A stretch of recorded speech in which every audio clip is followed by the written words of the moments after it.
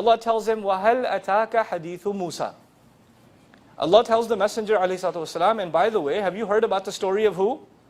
Musa ﷺ. Did the news of Musa come to you? Meaning now Allah will tell our Messenger ﷺ, you need to take inspiration from what happened with Musa ﷺ. Now, you guys know the story, but I wanted to highlight one or two things from it. When Musa ﷺ went up to the mountain, and Allah Azza wa Jal gave him his mission. You know, اذهب إلى فرعون إنه طغى. Go to Fir'aun. Now when you want to go to Fir'aun and talk to him, he is the most powerful political ruler of his time. Many people don't know he actually was so powerful and so influential that other kingdoms in the world, they used to send their princes and their royal family to get an education in Egypt. Because he was also considered the elite university of his time. Musa alayhi salam is supposed to go back into Egypt where he's wanted for what? He's wanted for murder. He's supposed to make it all the way through Egypt and walk all the way up to the most secure building in the entire land of Egypt. And he's supposed to talk to the security guards who are looking to kill him. إِنَّ الْمَلَأَ يَأْتَمِرُونَ بِكَ لِيَقْتُلُوكَ. The chiefs are making a scheme to kill you. They're not interested in arresting him. They are interested in what? Killing him. And he's supposed to walk up to the most secure building in all of Egypt, and arguably the most heavily guarded building in the entire world at the time. He's supposed to walk up to it and say, I need to speak with Fir'aun because Allah has given me a responsibility, I need to go talk to him. And he's supposed to expect that the doors will open wide and they'll say, please sir, would you like some orange juice too? And you know, walk him right in and give him a special VIP meeting with the king. And he's going to stand face to face, and then when he sees him, he's going to insult him and tell him, you're not Rabb, I come from the true Rabb. You know, what you say is a lie. And he's supposed to insult him to his face. That's what he's supposed to do. This sound like an easy mission or a difficult mission? This is what you call mission impossible. Okay? This is the real mission impossible. Now when you are given an impossible mission, when you are given a very difficult task, you should ask for resources.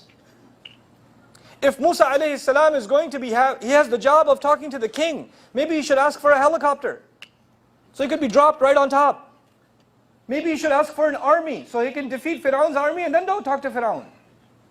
Maybe he should ask for a lot of money, a lot of resources, maybe a disguise, something. What is he, because he's supposed to ask Allah for help. Because he's given the most difficult mission ever given until that time. What does he ask Allah? قَالَ رَبِّ اشْرَحْ لِي صَدْرِي. Rabbi Shahli Sadri. He says, my Rabb, make my chest, expand my chest for me. What's the first thing he asked? He didn't ask for money, he didn't ask for power, he didn't ask for media resources, he didn't ask for political position. You know, the Muslims say today, man, if we had power, our situation would be different. If we had the money, our situation would be different. If we owned the news outlets, our situation would be different. Let me tell you something. The prophets know what to ask. They know what to ask. And they had to deal with media, they had to deal with political corruption, they had to deal with military might. And what's the first thing they asked for? Rabbi Shahli Sadri. Expand my chest. Now what in the world does that mean? You know what that means? When somebody has inshirah al-sadr, when their chest is open, you know what that means? They're not bothered. They're calm. They're at peace. They're not depressed. They're not sad. They're not worried. They're not nervous. They're not afraid. They're not negative. They're not pessimistic. They're not hopeless. As a matter of fact, someone who has inshirah al-sadr, when their chest is opened up, then when you go meet with them, you become calm too. You become positive too. You become happy too. The mission that Allah has given him is so hard. He should be complaining about that every day. Man, our mission is so hard. SubhanAllah, every day I try and things get over more difficult. They get even harder. Like Muslims do today.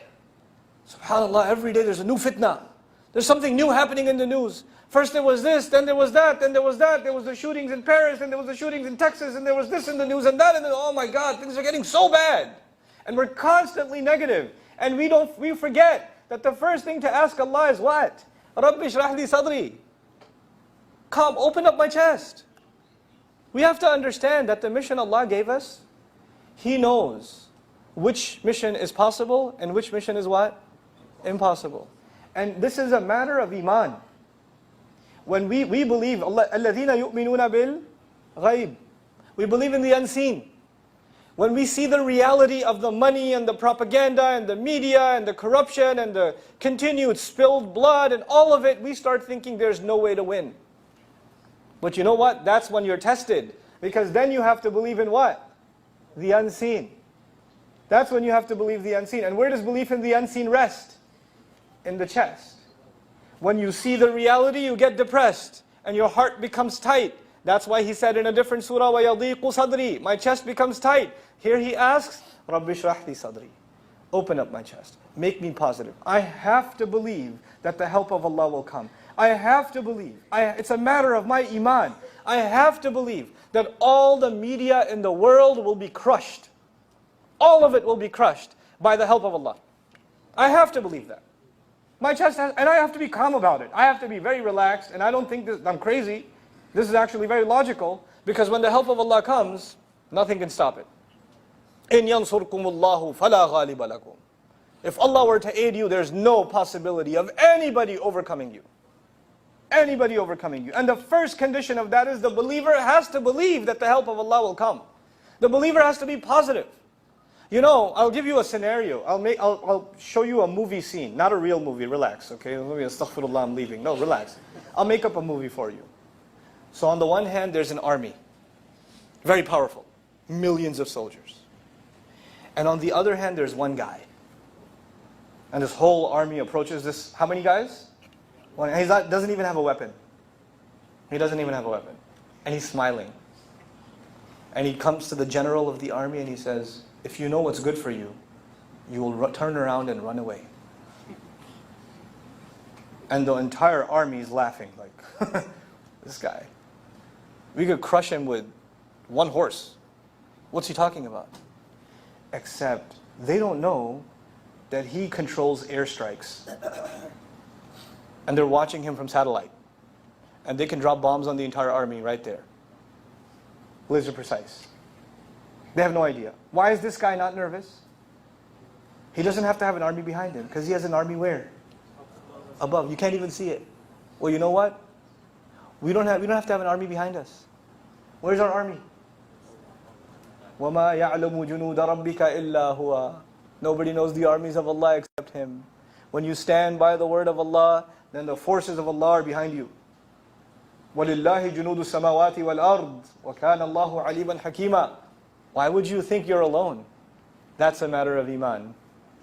That's the kind of belief we're supposed to have. That's how positive we're supposed to be. That we can battle anything. We can withstand any pressure, any propaganda, any media. There's nothing. All of that is nothing to Allah.